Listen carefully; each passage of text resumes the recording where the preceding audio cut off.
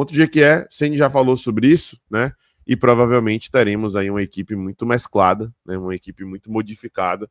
Eu acredito, inclusive, que alguns que se destacaram no Sub-20 e estão sendo oportunizados por Rogério Ceni, como Cauã Davi, Fred, Marcos Vitor, vão ter oportunidade de começar essa partida contra o Jequié, porque não tem perspectiva de serem titulares no Bavi, né? E talvez nem entrar durante o Bavi. Né? Esses três, né, Marcos Vitor, Fred e Cauã Davi, o goleiro que talvez não jogue o Bavi, que eu acho que vai ser Marcos Felipe, eu acho que no final das contas o Rogério vai acabar optando por botar Danilo Fernandes como titular, ele me passou essa ideia, pelo menos esse recado aí, através da utilização de Danilo Fernandes no jogo contra o Sampaio Corrêa, então acho que pro jogo contra o Jequié vai Marcos Felipe, inclusive falou na zona mista, né, sobre esse jogo contra o Jequié, então acho que ele já tá dentro dos planos aí para essa partida, e o resto ali devem ser jogadores ou reservas ou reservas do reserva. Por exemplo, Everaldo, eu acho que é um jogador que seria interessante colocá-lo de titular contra a equipe do Jequié, porque eu acho que o William José, por exemplo, já deve estar no banco contra o Vitória, e a gente deve ter Lúcio no ataque ali ao lado de Ademir. Né? Tem Ademir e Pulga se destacando um pouco mais nesse momento.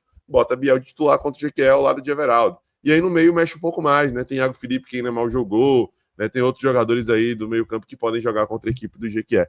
Então acho que vai ser mais ou menos isso, né, Vitor? Uma mesclagem de sub-20 com meio que terceiros reservas, assim, do time principal. Né? É isso. Ontem a gente já viu um time completamente diferente, né? Então a gente tá tendo a oportunidade de ver realmente na prática todo mundo jogar, né? Para saber as características, se familiarizar, saber quem pode jogar com quem.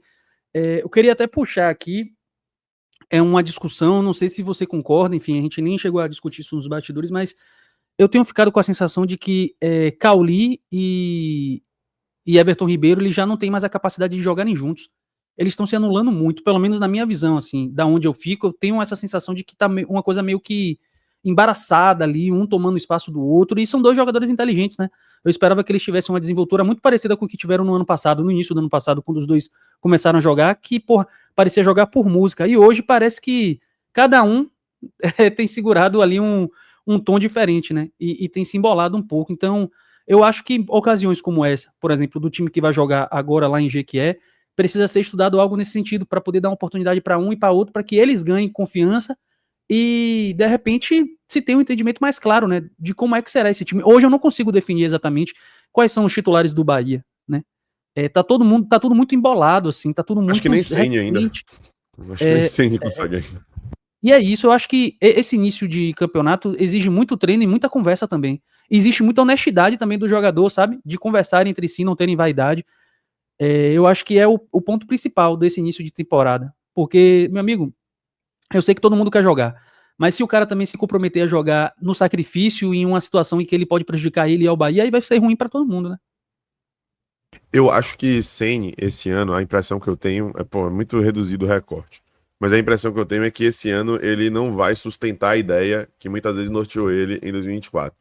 Que ele, inclusive, verbalizou em coletivas, de colocar Cauli como um falso 9, né, e fazer com que o Cauli afundasse um pouco, saísse ele da área para poder ficar na região da meia-lua na hora da construção da jogada. E aí quem fazia a conexão geralmente era Everton. Eu acho que ele vai abdicar disso, porque agora ele tem boas opções de ataque, e, assim, qualitativamente e quantitativamente. Né? Por exemplo, eu não sei se o Willi José e Lúcio vão jogar juntos, eu não sei se Pulga vai se tornar um titular ou se Ademir vai ser mantido ali porque o Ademir tá bem. Enfim, a gente não sabe se ele vai colocar dois pontas, como ele mostrou fazendo no primeiro jogo, e centralizar um dos jogadores. A gente não sabe se, por exemplo, ele pode botar Lúcio de ponta, como o Bielsa faz na seleção do Uruguai, e centralizar o William José. A gente ainda não sabe o que vai acontecer. Mas eu acho que Ceni caminha para poder abdicar dessa ideia que ele tinha no ano passado, e eu acho isso até correto, de colocar Cauli centralizado como um falso 9. Né? E aí vão começar a ocupar o mesmo espaço do campo. Cauli, Nestor e Everton. E vão ser duas posições para três, ou até uma posição para três, a depender da circunstância, né? Porque a gente tem que saber se ele vai botar dois pontas e um centroavante ou se ele vai botar dois atacantes. Enfim, é tudo muito cedo, muito precoce ainda. Mas aparentemente, tirando o Cauli desse falso 9 e colocando no meio, Cauli e Everton ficaram batendo cabeça porque os dois estavam na mesma região, assim, digamos, né? É isso. Eles estavam na mesma região e eu tenho observado de que, tipo, numa dividida entre. Travou, foi Vitor, eu? Foi eu ou Vitor? Acho que foi Vitor.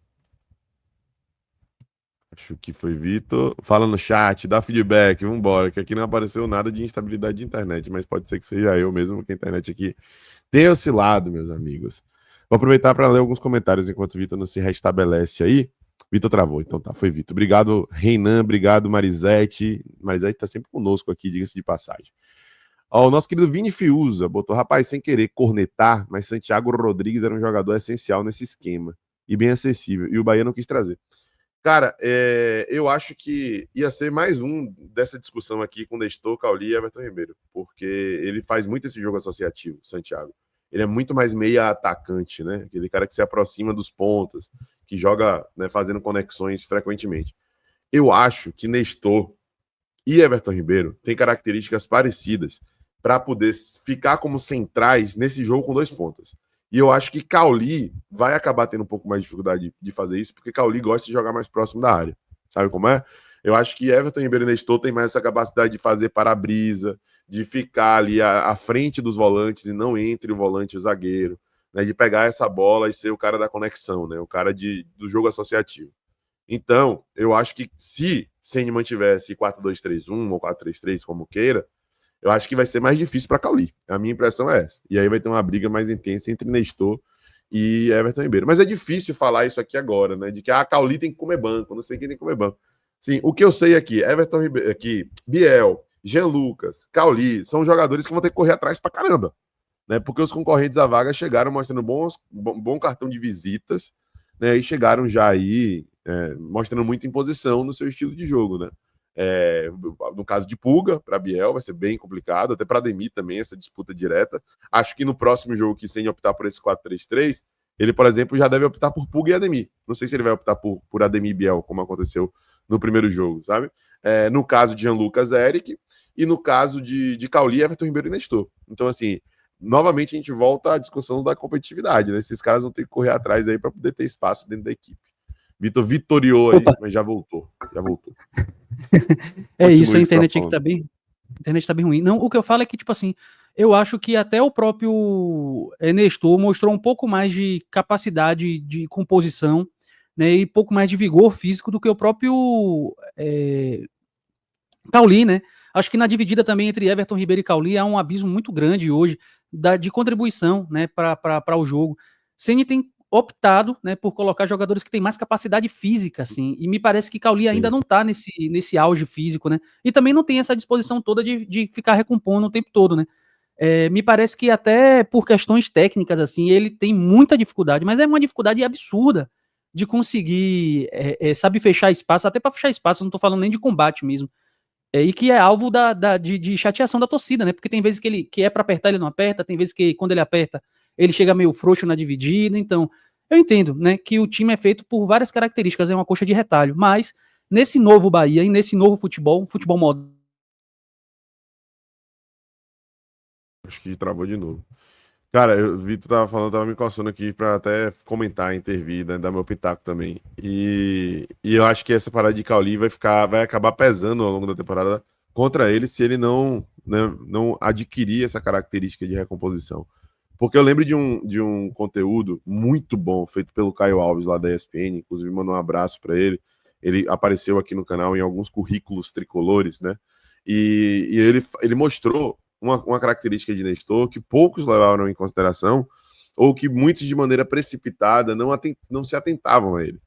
Que Nestor ele se posiciona bem a ponto de ter uma capacidade de recomposição e de marcação forte, mesmo sem ser um cara forte. É muito parecido com o Everton Ribeiro, né? Everton Ribeiro é um cara que ganhou uma dividida com o Hulk, tá ligado? Ganhou uma dividida com o Hulk no ano passado, mesmo sendo um cara franzino, baixo, né?